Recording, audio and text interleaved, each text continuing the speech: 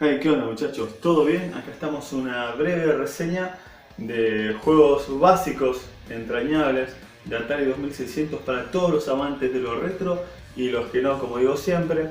Bueno, vamos a empezar. Me tocó la máquina más antigua ya, la máquina más antigua por decisión mía, ya que máquinas populares de 8 bits solo hay dos. eh, Master System y la NES, la Nintendo Family Game. Yo opté por la Atari 2600 porque fue la primera máquina que tuve con 8 años allá en Argentina, por el, no sé, ya qué año, estaba en tercer año de escuela primaria y tenía 8 años, ¿no?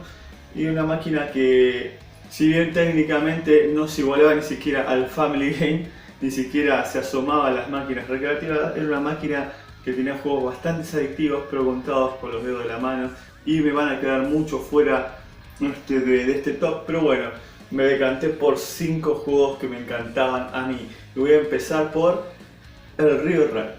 Ahí como vemos en las imágenes, un River Ride. Bueno, antes que seguir con la reseña, les digo, no los tengo físicos a los juegos, así que es una máquina antigua y los juegos físicos que tengo no son los que me gustan, así que bueno, lo hago de esta manera. El gameplay que jugué en mi emulador y la nostalgia, son las armas que tengo en esta ocasión. Así que bueno, primer juego, River Ride, un juego de aviones, un juego de navecitas típico, un shot 'em up, ¿eh?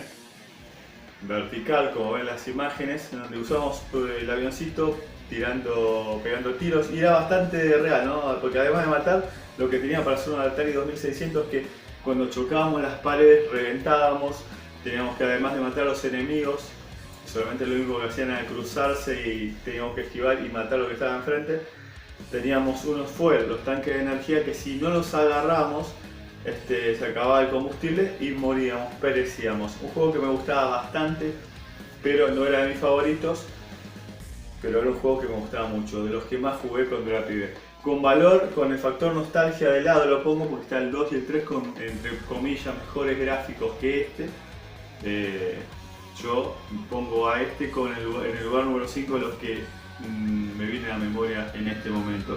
Después en el número 4 tenemos a Keystone Capper, un juego muy simpático y adictivo también, en el que encarnamos el papel de un policía o un detective ahí con un bombín que tiene que perseguir a un delincuente, también muy estereotipado, ¿no? Con la ropa de franjas de negras y blancas.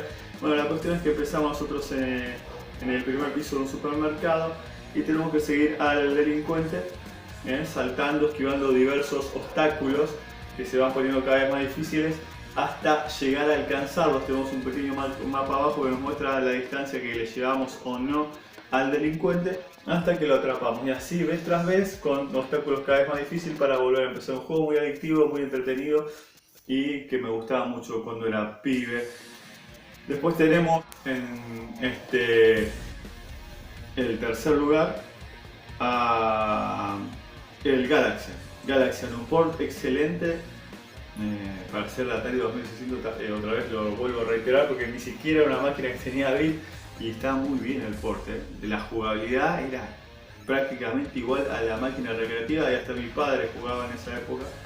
Yo con 8 o 9 años, mi padre era un hombre bastante joven, más joven que yo ahora incluso. Y alguna que otra partida jugaba el Galaxian, muy parecido a la máquina recreativa, la verdad, muy adictivo. Me encantaba jugar al Galaxian, la versión de TV Game, porque tampoco tenía la Atari 2600 que estoy mostrando en la imagen ahí en la edición, sino que tenía la TV Game, una versión brasilera de, digamos, un clon que tenía un montón de juegos incorporados adentro, pero este Galaxian no lo tenían en forma física en ese momento. Después tenemos el Pitfall, un juego legendario, que nos jugó el que tuvo un Atari 2600 al Pitfall, el primero, el que más me gustaba, ¿no?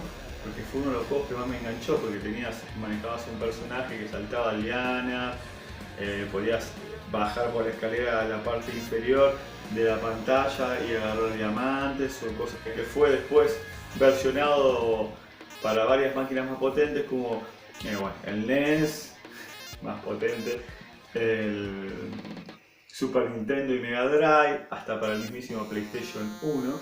Una versión muy buena tuvo este juego. Y la verdad que estaba muy bueno para la época, saltar el liana, saltar cocodrilos, esquivar obstáculos, bajar por las escaleras hacia abajo, hacia arriba. Era un juego que tenía una cierta profundidad y una dificultad aceptable, lo que tenían todos los juegos de Atari 2600 que eran adictivos. Y está muy bien la verdad ese juego para hacer Atari 2600. También tiene una segunda parte que gráficamente, entre comillas, era mejor, pero me quedo con la primera versión por nostalgia. Pitfall en el segundo lugar del top de Atari 2600. Y ya para el primer lugar del top tenemos un juego que capaz que no lo conocen mucho, que se llama Hero, las siglas H.E.R.O. Hero. Como están viendo las imágenes, es somos una especie de hombre helicóptero, ¿no? Que vamos con la mochila con las volando. Y tenemos que, está bueno porque tiene profundidad y es una especie de puzzle y tenés que memorizarte el camino.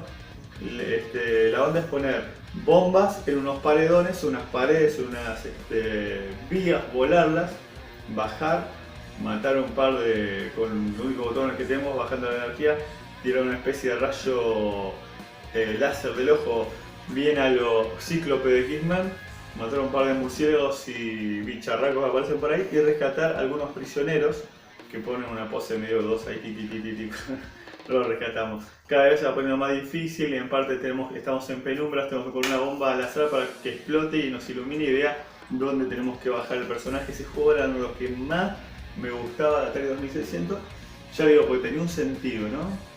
No era solamente que hacías puntos y cambiaban de color. Y hay juegos que pueden ser menciones especiales como Mon Patrol, bueno, un montón, no voy a poner a nombrar porque me quedo indeciso si no. Kung Fu Master, pero esos son los 5 más entrañables para mí, los que se me vinieron a la mente de Atari 2600.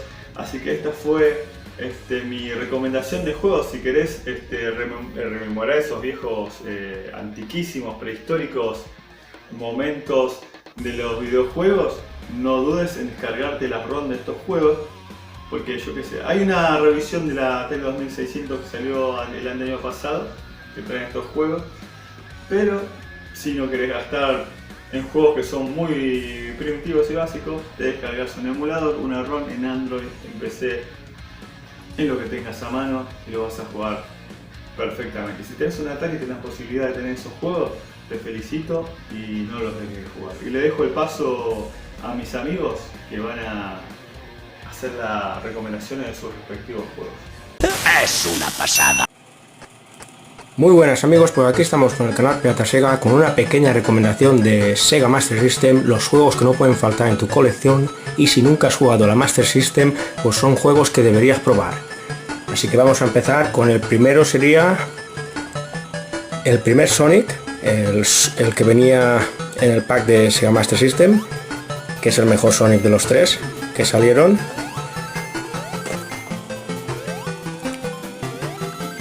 Y luego el pack que yo compré también venía la Alex Kidd, lo que estaba en memoria, pero yo aquí lo tengo en formato físico.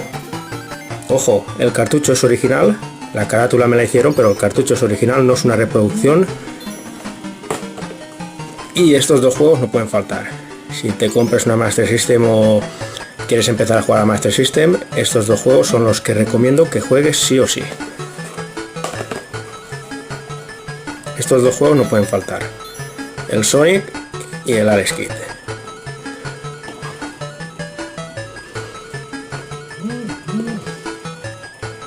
Luego, otro juego que recomiendo, que no puede faltar y que debes de probar también, es el Asterix, el primer Asterix. Este juego también es una pasada, con muy buenos gráficos. El segundo también está muy bien, que podéis ver ahí, lo tengo ahí. Pero si tenéis que probar uno, tiene que ser el primero, que es una auténtica pasada.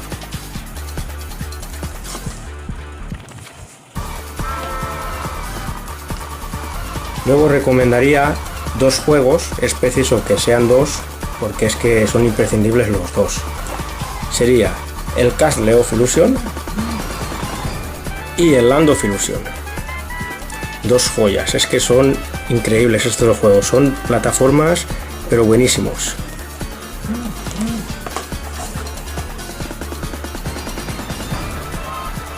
Los debes de probar sí o sí. Estos os los recomiendo también, no pueden faltar.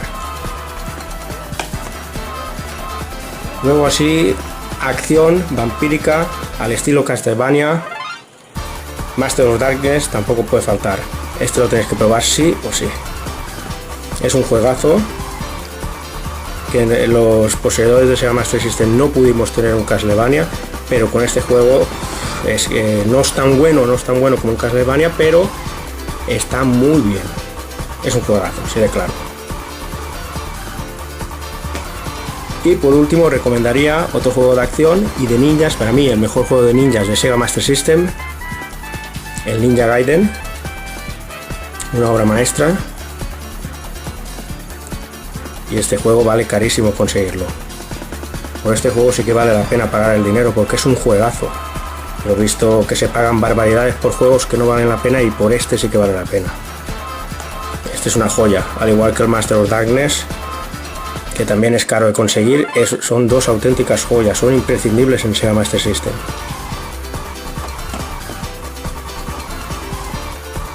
Bueno, y espero que os haya gustado mis recomendaciones. Y ahora mis compañeros pues se recomendarán otros sistemas de 8 bits, como son la Nintendo NES y la Atari. Así que hasta la próxima, amigos. Es una pasada. ¡Estás invadido, Canal Pirata Sega! Hola a todos y bienvenidos a mi pequeña recomendación de 5 juegos que considero totalmente imprescindibles para NES. Voy a empezar pues por las Tortugas Ninja, pero no por ninguna de las versiones de arcade, sino por el primer juego de todos. La versión de Ultra o Falcon, dependiendo de donde viváis, el juego de plataformas. Un juego odiado por muchos, amado por otros, pero que sencillamente no puedo dejar de querer. Como ya dije en su momento, pues me cuesta mucho enfadarme con este juego. Sí, por supuesto que tiene sus fallos jugables.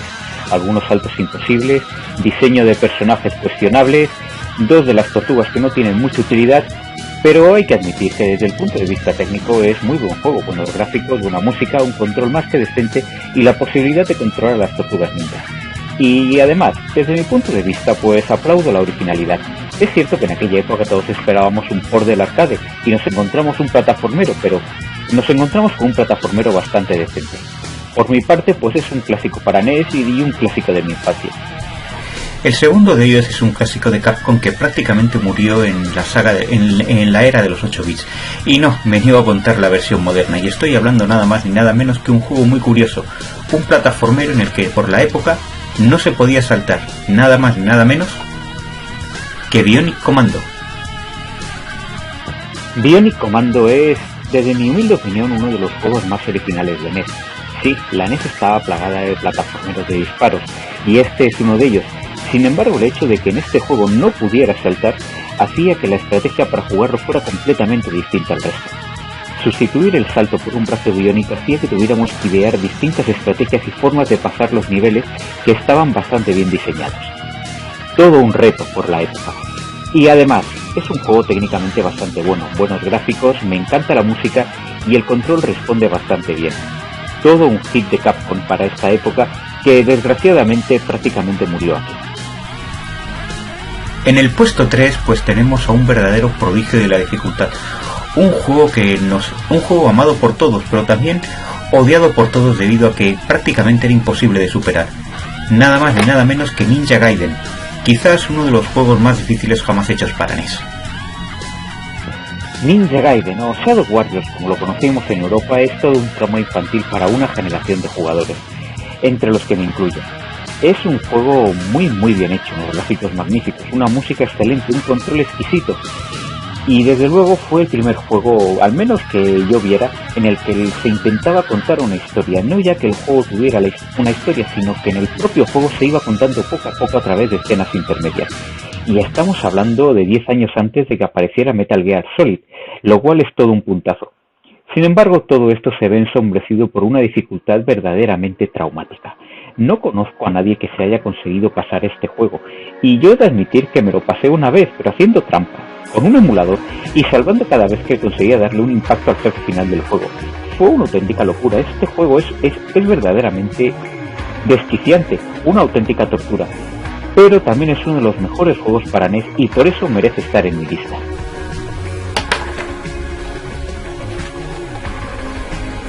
En segundo lugar, tenemos a un juego que, bueno, no es que sea bueno, es que ha sido referencia durante años en cómo se tiene que hacer un buen plataformero de disparos.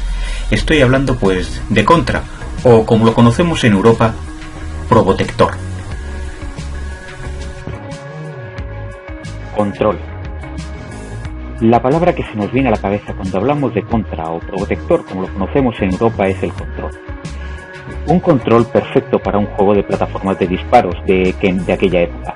Los personajes podían mover y disparar en todas las direcciones, algo que hoy puede parecer de cajón, pero que en aquella época pues parece ser que no lo era. Si esto lo rematamos con un diseño magnífico de los niveles y unos gráficos y una música soberbios, pues tenemos el inicio de una saga que nos siguió durante los 8 y los 16 bits.